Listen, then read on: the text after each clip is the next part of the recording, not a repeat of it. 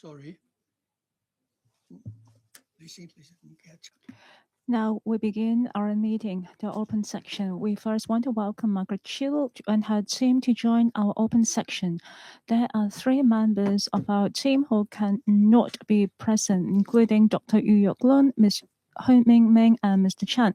Before our meeting begins, I would like to invite you all to stand in silence to express our mourning towards those who were seized from the Typo 5. I'm Mr. Yu Tat-ming. Now, I would like to invite all staff, especially friends of media, to turn your device into silent mode in order to show our mourn to the deceased from the fire from Wangfu Court in Typo. We would stand in silence for 1 minute and we will now begin.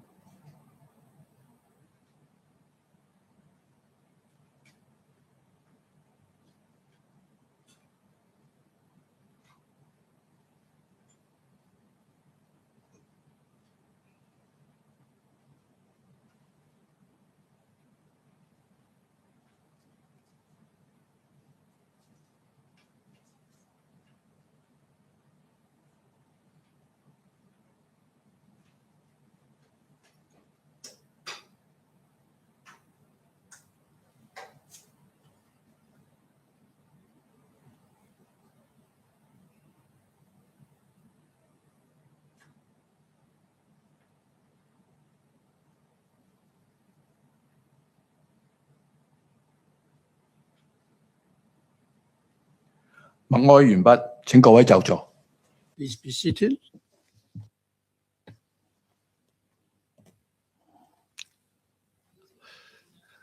We will now begin our joint meeting. The first item on the agenda is to confirm the minutes of our meeting held on September the 16th.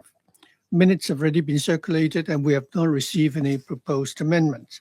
If there are no further proposed amendments, shall we confirm the minutes? Item 2 is a presentation on crime scene investigation mobile lab. May I now invite the police to report? Thank you. In order to enhance the police to enable the police to take fingerprint identification and collection of evidence, after 5 years of preparation and testing, we launched in October, the crime scene investigation mobile lab. The CSI mobile lab focuses on major crime like murder, kidnapping, and involve fingerprint identification. This lab contains facilities for fingerprint identification.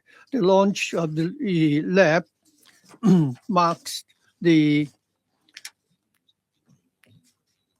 ability of the police and the major progress in the collection of evidence at crime scenes. It enhanced the professional capability of our colleagues and also provide better assistance for our officers to conduct investigation more effectively. In order to brief you further on this lab, I will invite my colleagues to further elaborate. Thank you, Billy. I am Superintendent Mak So-san. Today, I'd like to brief members about our mobile lab. Before we begin, I'd like to brief you on the work of the Identification Bureau. First of all, our work is divided into 4 domains. First of all, identification of fingerprints at the crime scene, and also matching that with those with criminal records. Next, forensic photography at the scene of crime. Thirdly, collection of DNA left behind by suspects. Samples will be taken to the government lab for identification, and also by comparing the sample with suspects. And finally, identification of firearms to confirm whether they are real firearms and whether bullets actually come from the barrel of the gun concerned. Regarding fingerprint identification, in 2024, we've handled 6,400 cases. The evidence we have inspected was more than 11,000, and we collected more than 10,000 pieces of evidence. After matching, we were able to identify 1,600 suspects. There are two ways to identify fingerprints, depending on the nature of the evidence concerned. If the surface is smooth, it's not just plastic or glass surface, we can actually scan the fingerprint freshly left behind at the scene. A simple officer using a simple tool will be able to identify the fingerprints in an hour. For those fingerprints which have sunk into the evidence like paper, I believe that if the fingerprint has been left on the evidence for a long time, the evidence will be taken to the lab for inspection. And the video you will look at now is our lab. After years of upgrade, the new lab was commissioned in 2023. Compared with before, we are now 20 times larger. The lab is built to cope with the new workload. We've also have additional staff and equipments to ensure that we'll be able to identify more fingerprints and to provide support for our investigation colleagues. We've been introducing the latest technologies and equipments to enhance our efficiency. For the crime scene investigation lab, this is one of the latest upgrade. The mobile lab was, well, we were planning for the lab in 2019. We spent $1.4 million, including the cost of vehicles and the retrofitting, including the equipment. The lab was officially launched in 2024. It is actually retrofitted from a medium-sized van, which has the marking, crime scene investigation. The van is 7 meters wide and 3 meters tall. The chassis has been retrofitted with sufficient illumination and space for accommodating equipment. Such a design will be able to enable us to conduct investigation in different locations. There are three purposes for launching this lab. First of all, to increase the mobility of our operations. In the past, we need to deploy a team to investigate the crime scene and decide on the equipment that we need, and then we will inform headquarters so that our colleagues can then, put the necessary equipment onto the van. Sometimes we even need to charter a van, and by the time we arrive at the scene, it will already it would take 4 hours. With this new equipment, we can actually place all the equipment we need onto the van, and we'll be able to arrive at the scene within an hour. Our second objective is to take the lab to the crime scene, and within the van we can conduct instant chemical analysis. There are cupboards to hold evidence. Fingerprints collected can be sent to headquarters for identification so that we can, inform the officers at the scene about possible suspects. The advantage here is that if we have to pack up the evidence back to the headquarters, the fingerprints might have already been contaminated. So collecting the fingerprints at the scene would help us find the evidence more efficiently. Thirdly, to enable us to better manage the crime scene and to preserve the evidence. Our investigation very often takes place outdoors or even in rural areas. Take this case, for example. You'll find that the unit concerned of the crime scene is located on the ground floor. Our equipment and the evidence we needed to examine have to be placed outside of the unit. If at this time, if we encounter bad weather, it would really compromise our ability to control the crime scene. 咁嘅情況 Considering these circumstances,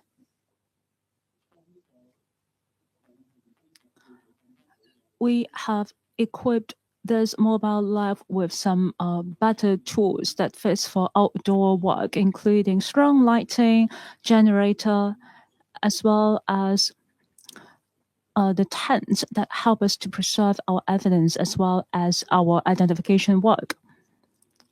Our frontline staff will call for our service when the following two criteria are matched. First, there are severe crimes that require speedy fingerprint identification results, like kidnap case or murder case. We want to lock down on the identification of the suspect and start our procedures. Second, the crime scene requires some advanced technologies in order to collect evidence, including crime scene with blood.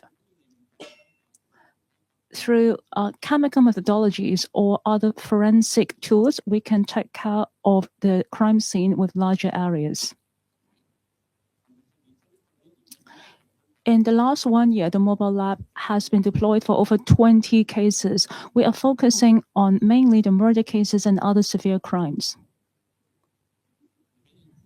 In the coming days, we will continue to enhance our capability in testing fingerprints and our efficiency in order to provide support to our frontline staff. This is my presentation today. Thank you very much. Thank you, SP Mike. Is there any colleagues who have questions or items for discussion? Mabel? Thank you, Chair Lady, and thank you, SP Mr. Mike. I think the new equipments are excellent.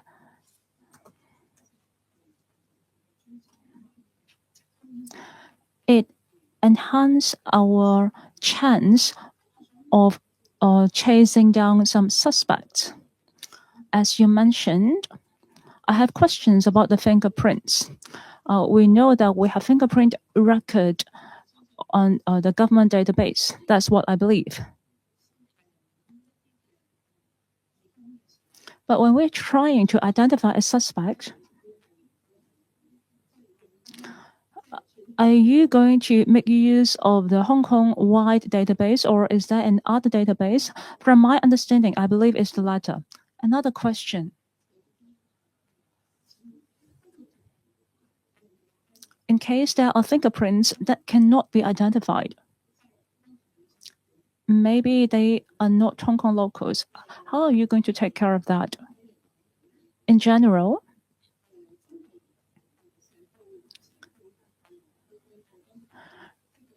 if we have to identify a suspect, what is the fastest rate that you can offer? Are you going to respond to that? Yes, thank you. Thank you for your question. Responding to your first question, can we make use of the general residence fingerprint to compare with the fingerprints we collected from crime scene? First of all, because of ROP at the immigration department, the fingerprints that registered include only the 2 thumbs that we have. And the purpose of such collection is only for the registration of population. Therefore, it cannot be used for the purpose of detection of crimes.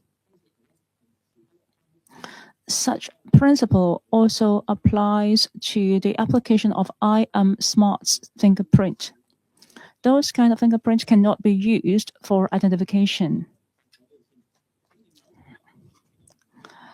The prints that we collected is not just labbed from the thumbs, it might be other fingers, the palms, even from the foot.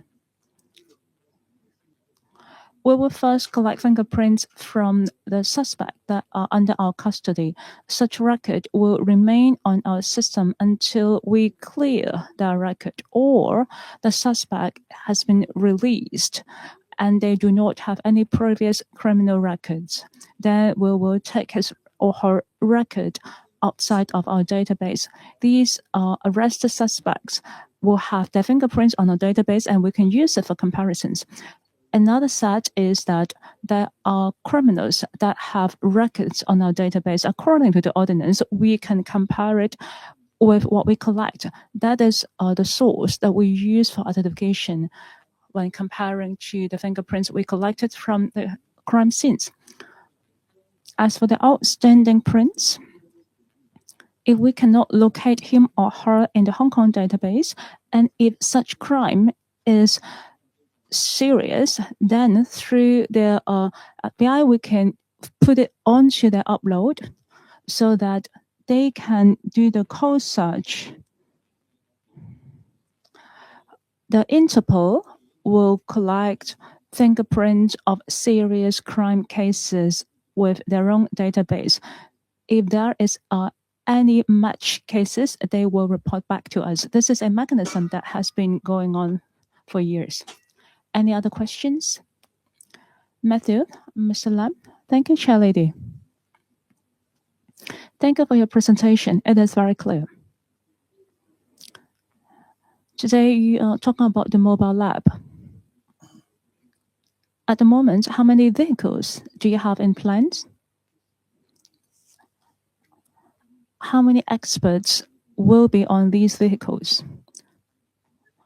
Is the police well prepared? I'm not sure how many vehicles you're going to launch. If there are a lot of cars, do you have sufficient support? Thank you, Chair Lady, and thank you for the question.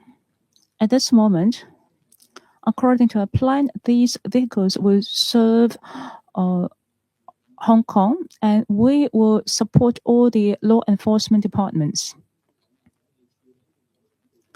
As mentioned, there are two ways of investigating a crime scene. If the environment is not complicated, or if a special requirement, a special equipment is not required, then a staff member from the investigation bureau can already complete his or her job with some basic tools. Since Hong Kong is a very safe city, in the past year, we have deployed the vehicles for over 20 occasions. Actually, we are not talking about over 20 cases. We are just talking about over 20 scenes, and they comes from about a dozen of cases.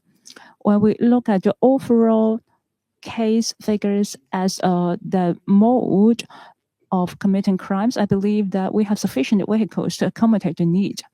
At the moment, we will have 1 sergeant and 3 PC to take care of the crime scene. I believe that it will be sufficient because in Hong Kong, well, sometimes when we are taking care of a subdivided unit or even a normal residential unit, this staff member will be sufficient to cover the whole area. And it also depends on the complexity of the environment. For serious cases, it may require more than 1 day. For simple cases, we only require 2 to 3 hours. As for staff member deployed, we will be deploying 5 to 6 staff on each occasion. If necessary, we have over 30 experts on fingerprints in the IB. Colleagues who can take care of the advanced forensic department, we also have over 10 members who can take care of such tasks. If there is a very complex crime scene which required a prolonged working period, I believe that we also have sufficient staff members to take care of that. Let me ask a question. Apart from crime investigation, I believe that these mobile labs also deployed for a forensic like 2 weeks ago. And that fire required a lot of forensic effort. Well, without discussing individual cases, my question is, in overseas countries, in other developed countries, or in mainland China, do we see a lot of investigation vents? Yes, actually, they're quite common. They are mainly focusing on 1 to 2 collection of evidence services. They would not cover the whole spectrum. That would be very rare. As for ourselves, we only focus on a fingerprint investigation. Having said that, they also have equipment supporting outdoor work or even a long period of work in rural areas. Like the fire 2 weeks ago, we have also turned out the surface. There is no fingerprint correction required, but Investigation Bureau will also take photographs of the fire scene. We have set up a command post or a coordination center. From there, we will be coordinating with the photographers of IB, the Fire Service Department, as well as the other investigation teams, because the environment there is far from ideal. We have set up 4 markets, that is our tents, and we have set up all the tables and lightings. Given the complexity of the scenes, sometimes we need to have a joint meeting first to decide on the priority of entering into the scenes. Therefore, setting up of a collaboration center can greatly facilitate our communications with other forensic departments. Our center is still at the scene. Out of curiosity, I have one more question. Speaking of crimes, we believe that it is fit for collection of fingerprint. How about labs? Sometimes we will be testing on gas, bacteria, airborne particles, or other microorganisms. Do you focus on those works as well? No, we do not. I believe that the expertise of these areas remain at the government laboratories. As said, for the scenes that have such high requirements, we will always collaborate with the government labs before we go in. Therefore, we are also supporting them. Thank you. See if we have any further questions. Dr. Desmond Yun. These vehicles certainly have special functions. How about location that is not accessible by vehicles? There are incidents on the sea, or if the scene was in certain rural areas,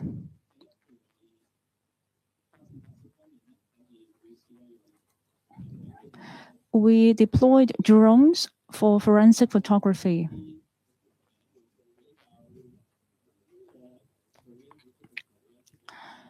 There are locations with difficult terrains. Then we will deploy another optioning team from the police. Then together, we will be able to collect fingerprints in those locations. Well, if you're talking about modes of transportation, I believe that we need to work with other departments, including the Marines Department. They will also offer us the support if necessary. Any further questions or issues for discussions? If not, then thank you, Billy. We now move on to the next item, matters for information. For item 3, I'd like to please report on 2 matters. First of all, the monthly statistics, and also the item 4, complaints. Thank you. I will now brief members regarding the latest trend regarding complaints. Regarding the number of complaints, from the left to the right, we have numbers from for January to November 2023 through to 25. In 2025, we've have 2,247 reportable complaints compared with 2,204 last year. It's up 143 or 6%. The major increase is because of complaints against uniform officers, and also complaints there was drop regarding traffic complaints. There are three majors of complaints. For example, impolite behavior, not taking appropriate action, and also I think of the complaints received in 2025, 97% of them were rather minor in nature. Let's now take a look at the numbers for as you can see, starting from the left, the first three types of complaints, minor complaints including negligence, improper behavior, impolite language, and foul language. And they made up the majority of the complaints, roughly about 95%. For serious complaints, 5%. For the first 11 months for the year 2025, the number has dropped compared with 2023 and 24. Now, this is a slide which shows the result of the investigation endorsed by the IPCC. There were 2,400 odd cases, 46%. The yellow part were not able to be followed up, and we have 33%, the dark blue area. Such complaints have been withdrawn. The gray area, which are complaints dealt with in a summary manner, 11%. The remaining 10%, the green, the orange, and the red portion, have 1.6% or 39 cases have been substantiated. So those are the trend regarding complaints against the police. Kevin? A short one, Madam Chair. For those cases which cannot be followed up, what were the major reasons? Actually, the numbers have been rather stable in the past. When we receive complaints, we will always do our best to follow up and also, contact the complainant either by email, if there is an email from the complainant, and we'll try our best to contact the complainant. We've also resorted to mail. Very often, we found that there have been difficulties when we try to contact this complainant. Sometimes when we call them, they do not return our call. That's why we cannot start our investigation. After we have received complaints, we will tell the complainant that in the course of our investigation, we need to ask for further information from them so that we can have a full investigation. But very often we do not get any further response, and because of that, we've not been able to follow up further. Thank you. How many percent would such cases make up? 90 something percent? Yes. When we try to contact the complainant, we don't just do it once. We will call them several times. We will try to contact them by email or by post. So after we tried our best, and we've not still been able to contact them.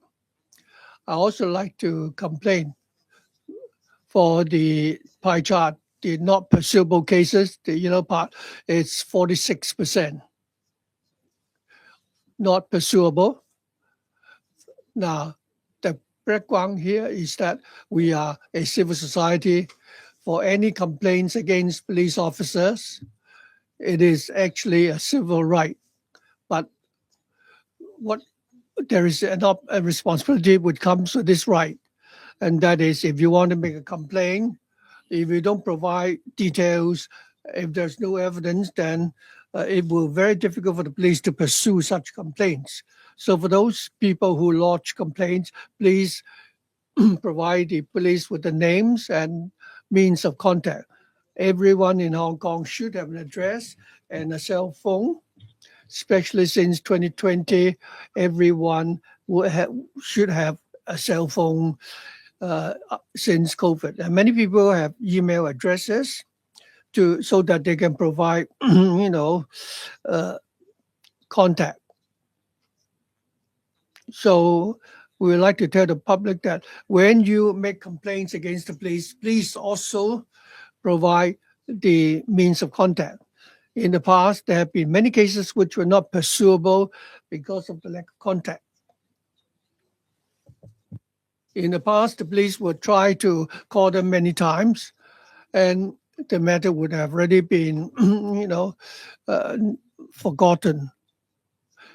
Sometimes people would lodge a complaint in haste, and afterwards, I think after we've opened a file, we will deal with these complaints seriously, and I would expect CAPO to do that seriously.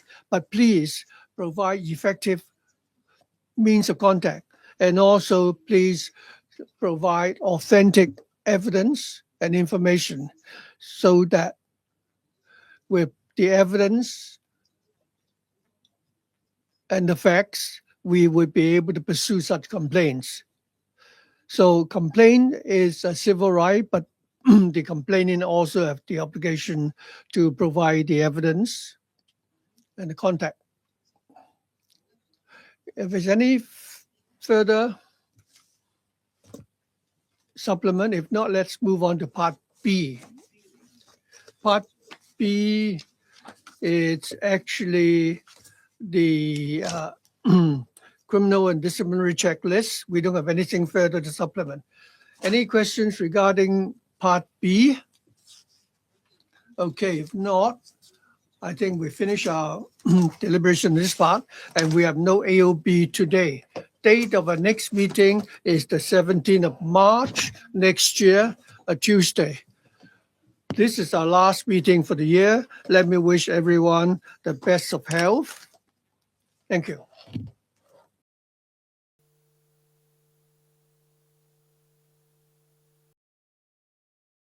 Hello, everyone. Dear friends of media. Today, I would like to review with you the work of IPCC from the year of 2024 to 2025. The cover of the report this year is very meaningful. The concept comes from the first ever report cover design competition from the junior secondary category. This is the champion. We have both the junior secondary and senior secondary category. The committee, that is PCC, have organized an adjudicating committee. When we look through each case, we are very diligent in adjudicating it, just like when we review each case. We are so glad to see the exceptional standard of the students' work, reflecting the core value of IPCC as well as the criteria of our reviewing.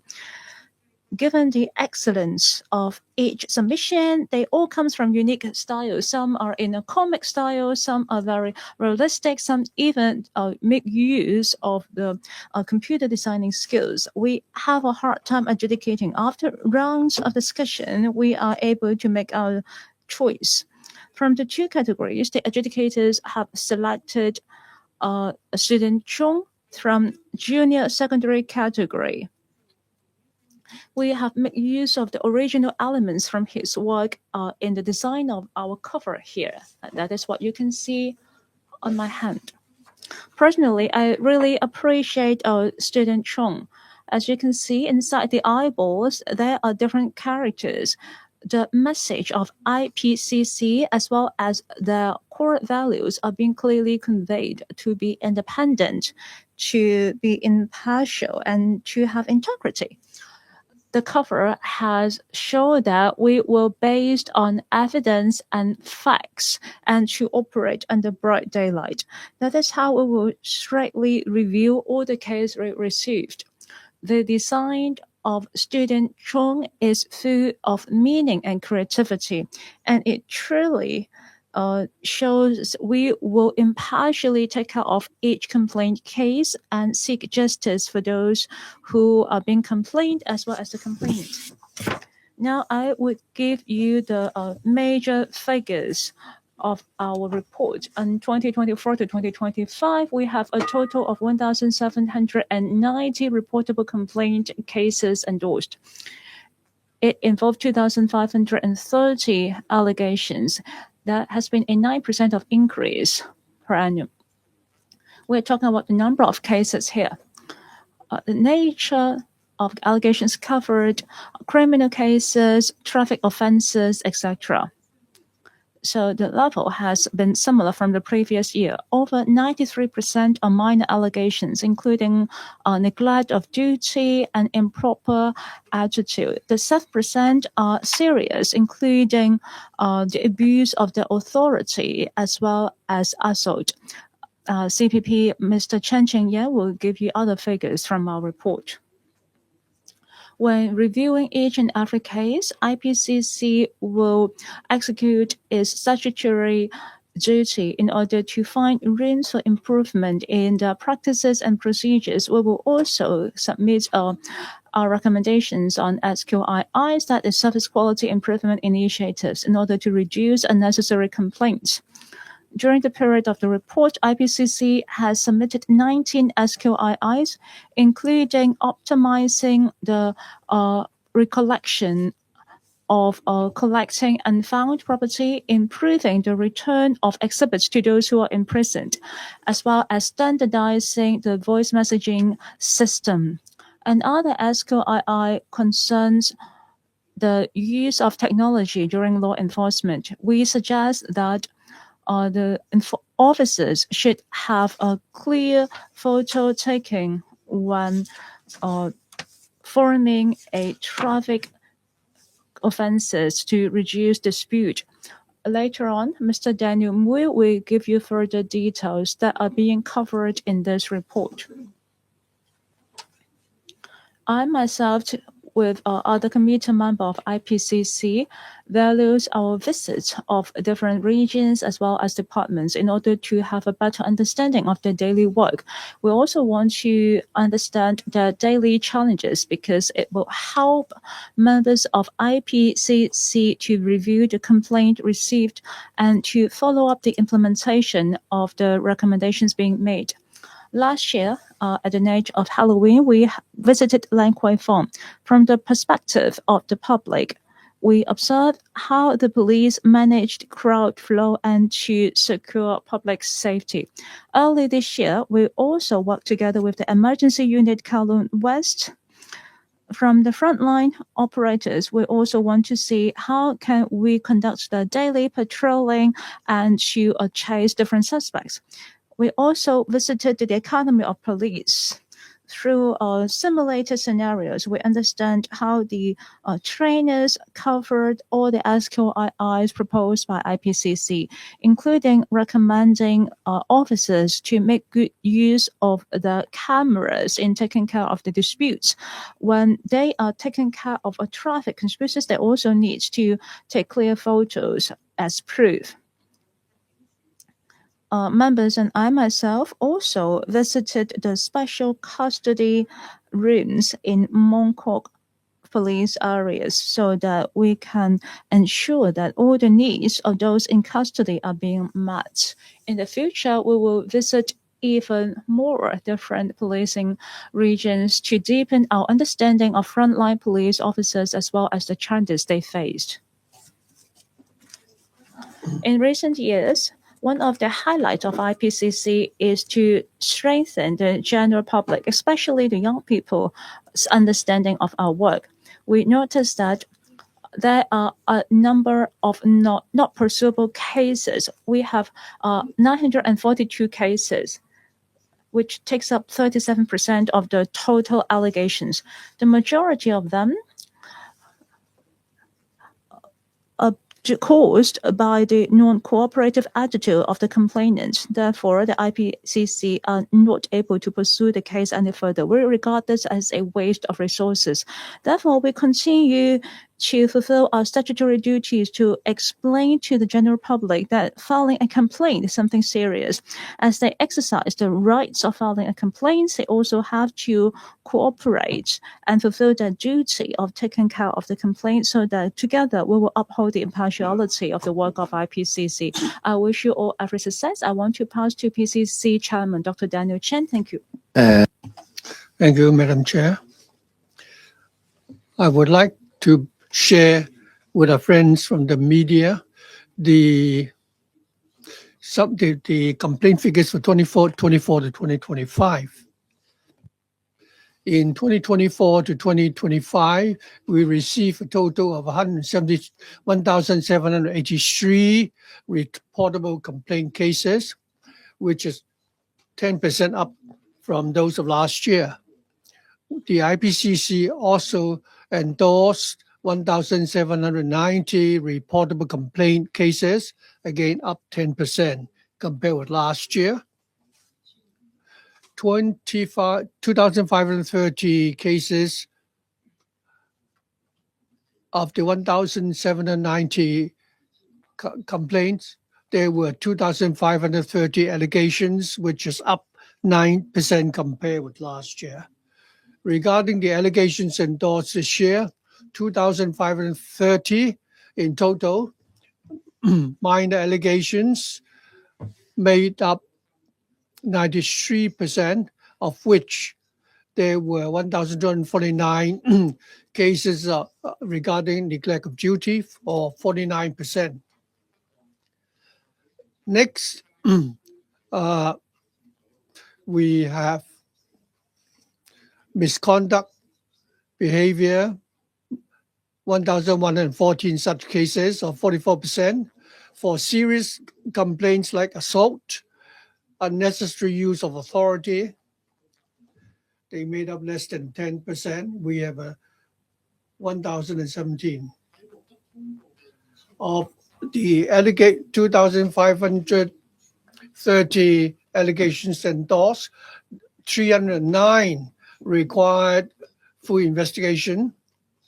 2,221 allegations did not require full investigation, which includes withdrawal of complaints, untraceable, complaints or complaints dealt with in a summary manner.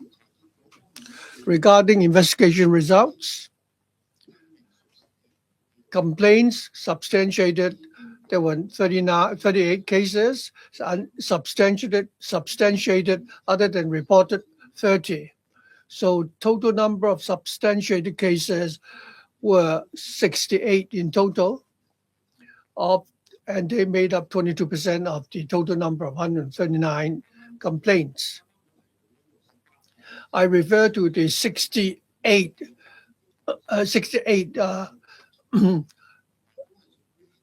substantial complaints. 69 were minor in nature, such as neglect of duty or minor misdemeanor.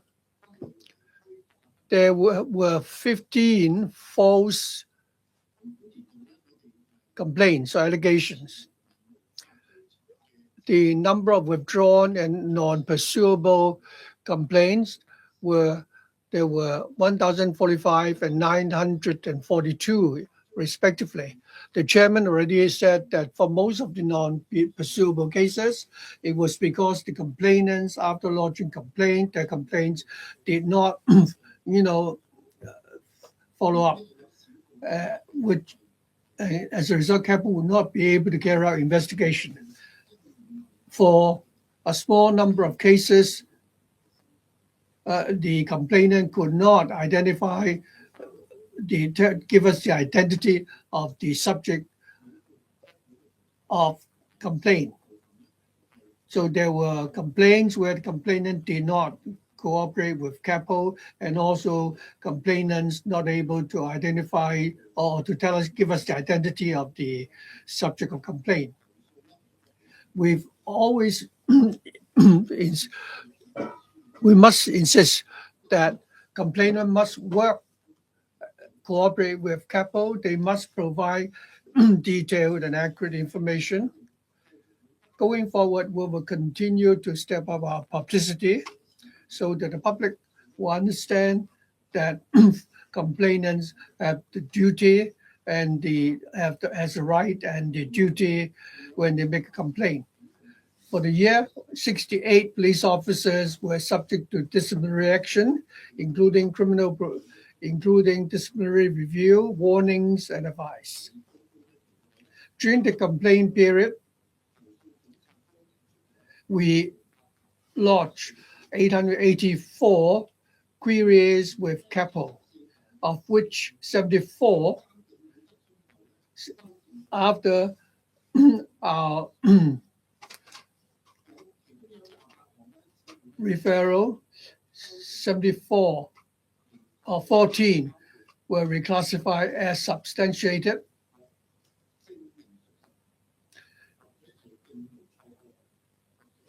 Or for cases, they were either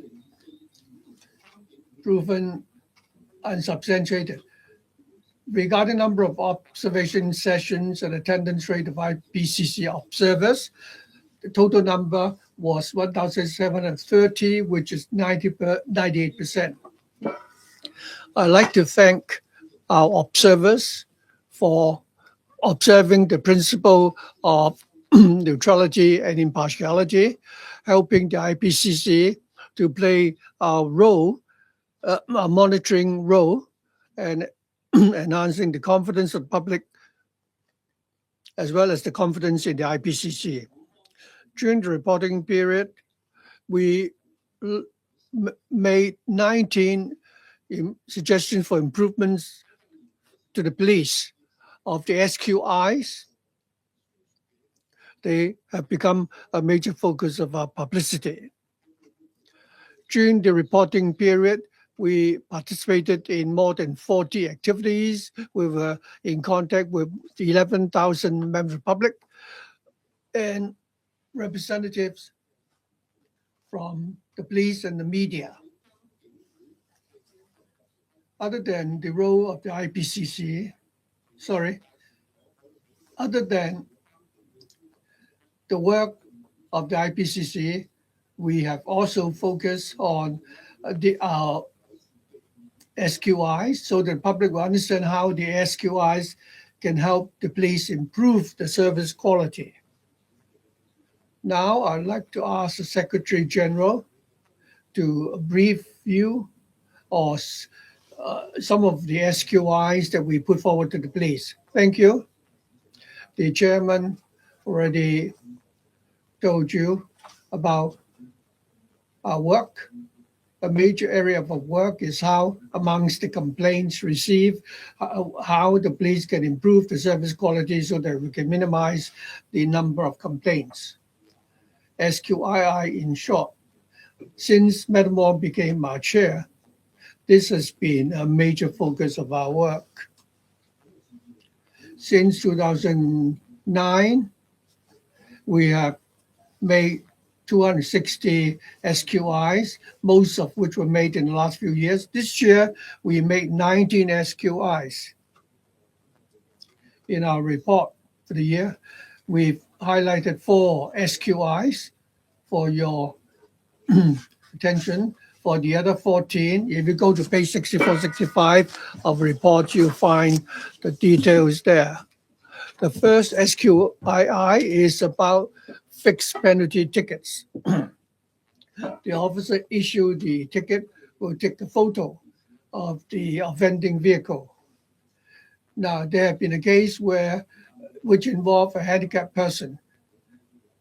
He had parked his car in a metered parking space, and he did not actually, pay for parking. But since he's a disabled person, he was not required to pay for the meter, so he lodged a complaint. So CAPO reviewed the record and reviewed the photo taken. We found from the photo that we're not able to clearly see that the complainant had placed the label to identify him as a disabled person in the car. The frontline officer who was being complained against insisted he could not see such a label. Now, if a photo had been taken, I think we asked whether the officer could have taken a clearer photo. After talking to CAPO, we decided that the photos should be taken in a proper format, and the officer must be able to take a photo to prove that the vehicle concerned has contravened the relevant rules, whether the the vehicle license is properly displayed and so on. So after the complaint, the SQI we suggested is that we should provide training to the frontline staff to advise how they should take the photos on the internet. They've also shown officers how they should take such photos, so the frontline officers would know this is how they should take such photos, so that on the police internet they can see how they should take such photos, because officers nowadays are equipped with a cell phone when they're on duty.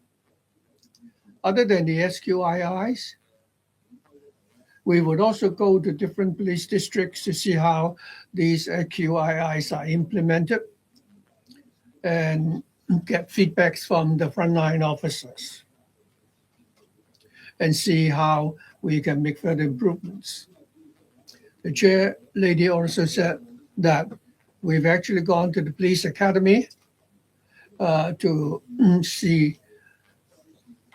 watch the training.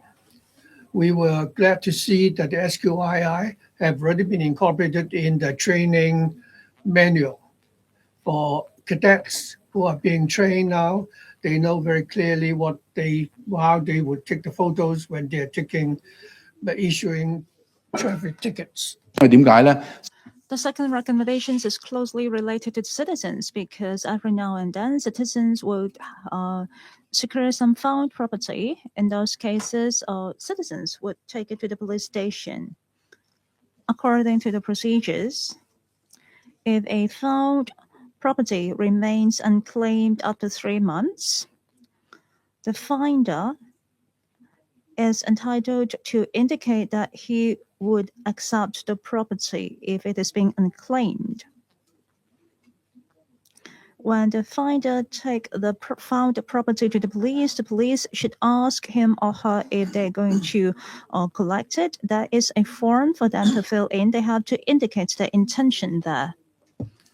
In a certain case, the complainant handed a found property to a police station and indicated that they would accept the property. After 4 months, the complainant called the property office to inquire about the property, but the officer said that the found property has to be taken care of. It shall not be returned to you. And the complainant said it is not true because I have indicated on the receipt.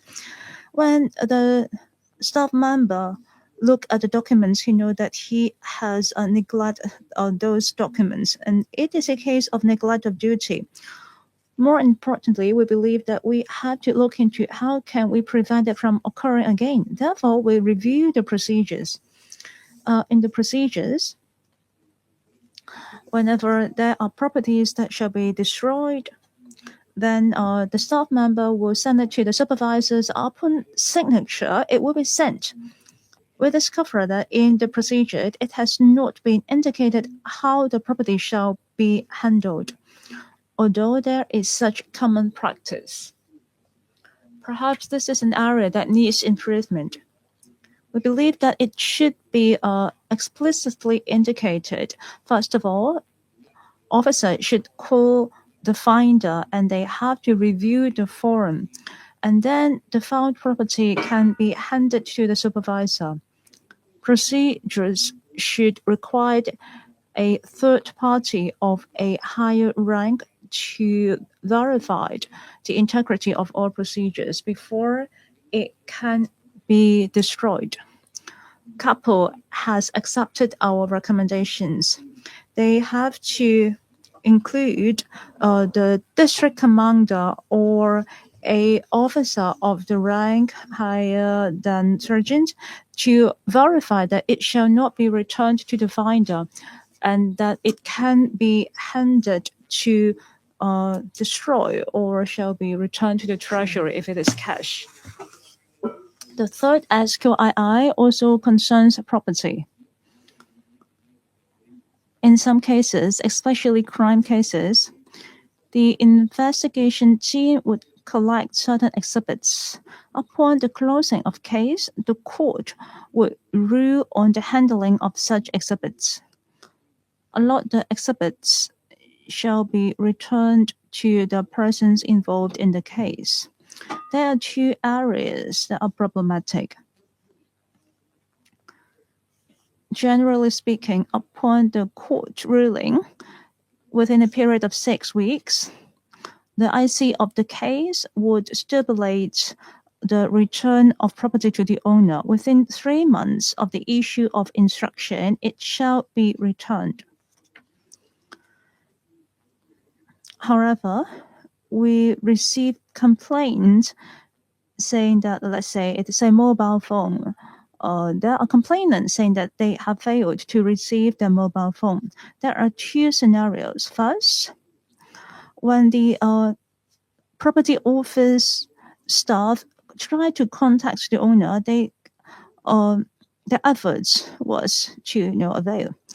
In that case, the property office needs to record how and when he or she tried to contact the owner. When he fails, how shall he follow up? After speaking with CAPO, we believe that it should be clearly stipulated. In case of no contact, first of all, it has to be recorded the dates and how it has been contacted. 3 months later, it should be reported back to the person in charge of the case so that the officer in charge can make the decisions. Another scenario is that the owner are being sentenced for imprisonment. While the frontline staff would still attempt to contact that person, but it has to be returned to the Correctional Services Department, and they have to make an appointment through the e-booking services for official visit. And it is quite difficult for them to make an appointment. They have to keep submitting requests. I believe this is far from ideal. Well, there should be actions taken to take care of this problem. After speaking with CAPO, perhaps we need to make some special arrangement with CSD. Let's say it cannot be returned within 3 months. Shall we make a special arrangement with the CSD for a special appointment so that we can go into the prison and return the property to him or her? Or we should consider going through a CSD so that the person in custody can authorize friends or members of family to collect that property on his behalf. We have been in communications with CAPO. They believe that these suggested procedures can be included in the guideline in order to reduce unnecessary complaints. The last one is rather interesting. If you have been in touch with the police, you will always ask, in case of inquiries, how can I reach out to you? Or if you receive a certain letter about a case in investigation, if necessary, you can call the following number here and you will be able to contact us. This is a complaint case. The complainant called the police and no one picked up. There is a voice message system, so he left a message there with his phone number, but the call was never returned. because the complainant has already left a contact number there. Upon receiving this complaint, we interviewed the police officers that are being complained, and they said to CAPO, "Are there any voice messages?" I think there is none. If there is a voice message for me, I would receive it through email on my computer. You can look at my email box. There is no notifications regarding any voice message. Later on, we discovered that within the police force, there are two separate systems. One is more advanced. When you leave a voice message, it will automatically save those voice messages. If you receive it through email, then you will be able to listen to the voice message on your computer. Everything will be recorded on the computer system. But there is a second system that's rather old-fashioned. There will be an indicator light on the telephone. If you need to listen to the voice message, you have to access it on the telephone. As said, it is rather old-fashioned. Turns out that the police officers that are being complained was unaware of this second system. Actually, there are quite a number of police officers that are not aware of the two systems. Perhaps they have only become a police officers for 5 years and they have been relying on the computer system all along. Upon discussing with CAPO, perhaps it's time for us to standardize the voice message system to prevent unnecessary complaints. Nowadays, we have very advanced telecommunications technology. If you leave a member of the public with your contact number, they're certainly going to call you. I trust that the police force shall review about the system and to consider standardizing it. Second, we see electronifications on many things, including the found property that are being sent to the police. There is a form called 68D to indicate whether or not you're going to collect it after 3 months. I believe that it should be a e-form so that the computer system will automatically remind you of the next steps. We trust that this is the major direction, and CAPO have accepted our recommendations.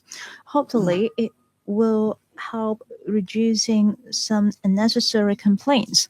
If we can improve in these areas, then number of complaints can be decreased. That's all from me today. If you are interested, you may refer to page 58 to 63. You can find all these 4 cases from page 64 onwards are other cases.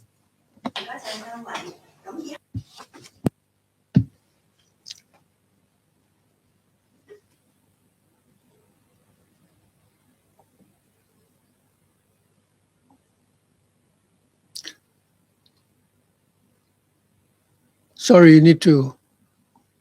I'm from commercial radio.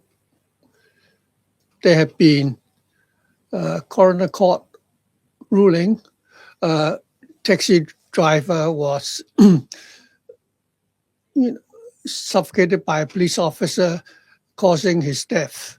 So will the IPCC revive a criminal investigation following the recommendation of the jury and install, for example, video and recording device in the police van?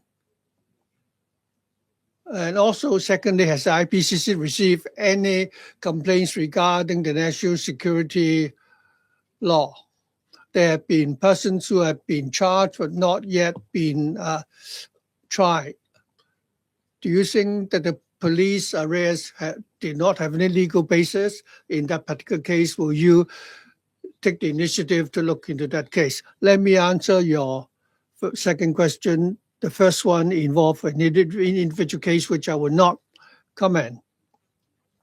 Now, regarding your second question, for cases involving the national security law, whenever you have any complaints against the police, which CAPO consider reportable, IPCC will be in the second tier of the complaint mechanism. There are 2 tiers. The IPCC will deal with that. I'll ask the Secretary General to answer the first question. the case you referred to, we've been closely monitoring that case, but since it is now being dealt with in the court at the moment, so we'll not make any comment yet until the case has been tried and concluded in court. So I don't think it's convenient for us to make any comment. Regarding your last question regarding the police, that is not within our terms of reference. This is a decision for the police and the ICAC.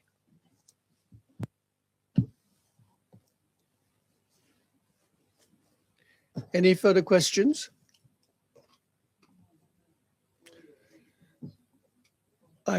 We note that the number of complaints last year was up 10%. 7% were serious in nature. Do you think that is satisfactory? We've seen that there have been serious allegations like fabrication of evidence. What sort of evidence are they in general? And what is the recommendation of the IPCC in this regard? Now, regarding we have many or too few of such cases, that is a frequently asked question. In the past, number of cases kept falling and people say they're worried that the cases are dropping. But now that cases are increasing since COVID and people are asking why, at the moment, I think you understand we went through 3 years of COVID. And I said then that there were very few social movements. Kids were not going to school. And there had been occasions where even the banks were closed. And everybody had to stay at home. So if there are not much activities, there would be very few incidents which would give rise to complaints. Very often it would involve traffic cases or disputes. Basically, there were few activities and therefore, and hence fewer complaints. We asked why there were such few complaints. People say, is it because people don't trust the IPCC? I said, no, it was because there were few activities, there were few conflicts. And you cannot simply complain out of thin air. So I said that after COVID, the numbers will go up because when more people go out, then there will be more complaints. Now that COVID is over, we have more activities and now more complaints compared with before, and that is normal. The Secretary General also just reminded me that cases and allegations are two separate things. There have been many cases. If something happened, people would ask why this happened, and then there are complaints.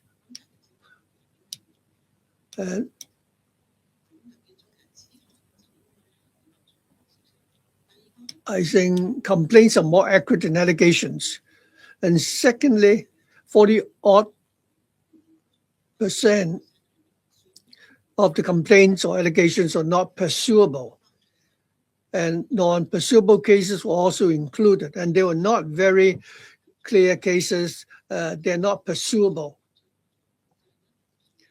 This is because the complainant did not give us their name or leave any contact. Again, I like to appeal to the public. I've done this many times already, that if you want to complain against the police, that is your right. But please also tell us your name and means of contact. Basically, everyone now has a cell phone. You don't have to wait for someone to call you. You can simply leave a message so that even people will work at different hours. So long as so you need the cell phone so that people can contact you. You can also provide email contact. When CAPO approached the complainant many times, if they cannot contact such a person, then the case would become not pursuable. There are more than 40% of such cases. Some people will say that now that they have a better understanding of the case turned out to be an unnecessary misunderstanding. So this becomes therefore an unnecessary complaint. For example, why is it that there are two messaging systems in the police?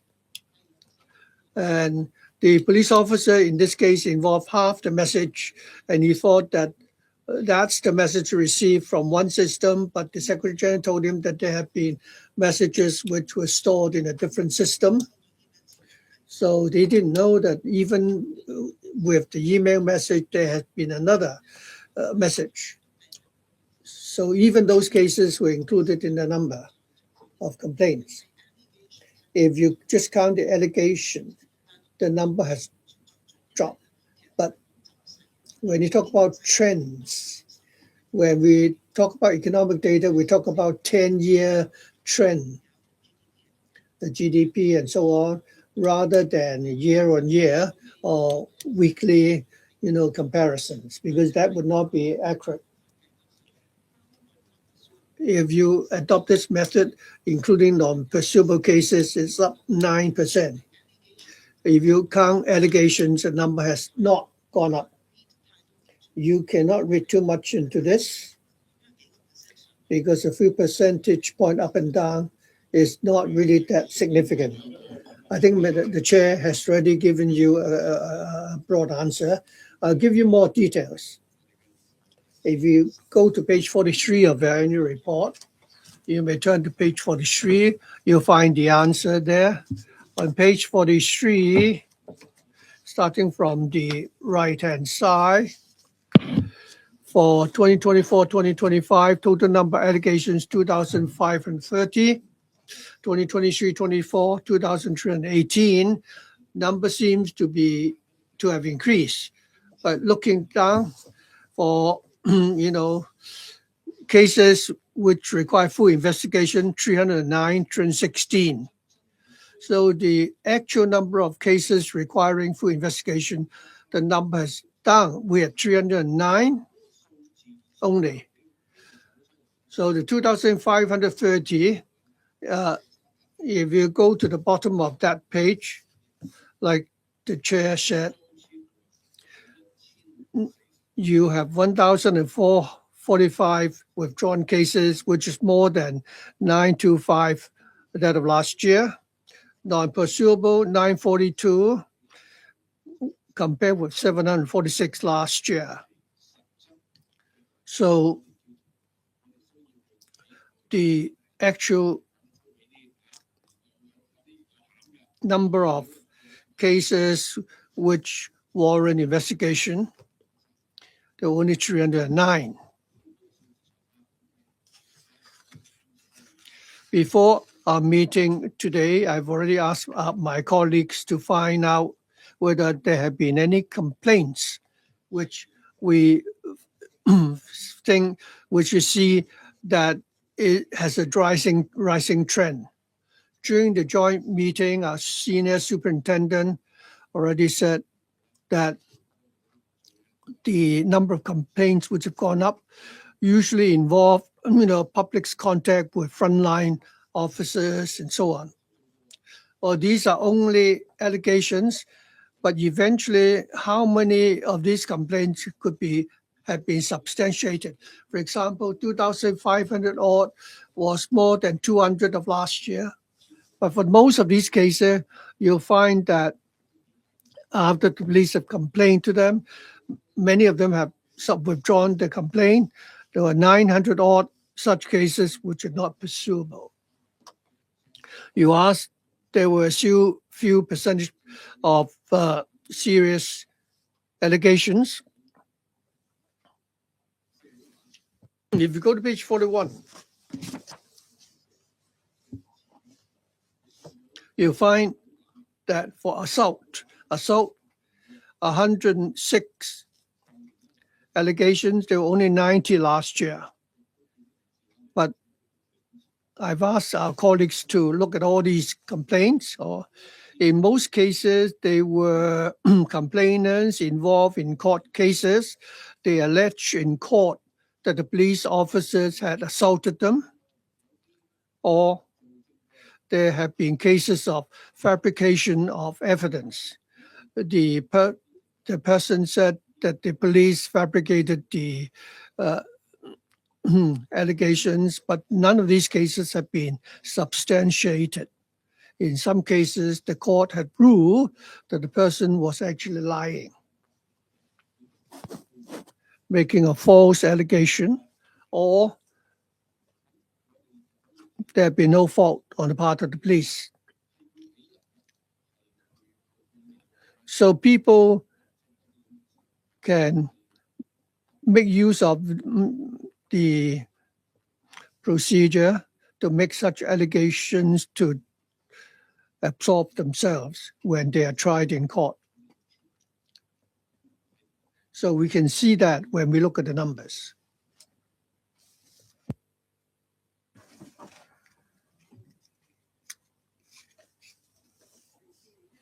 On page 41 and 43, as Secretary General mentioned, 2,530. If we compare last year's figure, 2,318, that is the gray bar, it seems to be an increase. These are the total sum of the purple bar, and 1,045 cases are withdrawn case, which is a huge increase from last year's figure, 923. A non-pursuable case, 942.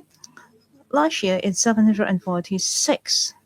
So in the middle, we only have 2,221 cases that did not require full investigations because sometimes they cannot be contacted or they choose to withdraw the case. Last year is only 2,002, so it is basically 200 cases here. If you have to notch the figures, that is 309 and 316, which is less fewer than last year. Well, because every now and then there will be slight changes, including the temperature as well as the prediction of temperatures. Is nothing strange with that. I could not see any increased trend. If you read it differently, please kindly let me know. PCC, Mr. Chan Ching-yan, that is the chairman. He will be sharing with us through percentage. Yes, thank you. I would like to supplement to what Chair Lady and Secretary General has mentioned. I would explain with percentages. Because just looking at figures, it might be quite difficult to comprehend. You asked that we have a 10% of increase in total number of complaints. However, if you look at the figures of withdrawn cases, that is a 20% of increase. So it is easy to compare. 10% is the increase of total allegations. But we have 13% of cases that are withdrawn. We have an increase of 26% for non-pursuable case. That means there are a lot of cases that cannot be carried on. There are many reasons behind. If we compare these figures with the 10% of increase, the cases that warrant full investigations, that is actually a 2% of decrease. Although number of allegations have been increased, but cases that required full investigations, it's actually fewer than that of last year. If you look at all these figures, as mentioned by the Chair Lady, I believe that we cannot conclude that we have more allegations or fewer allegations because there are different ups and downs among these figures. Thank you.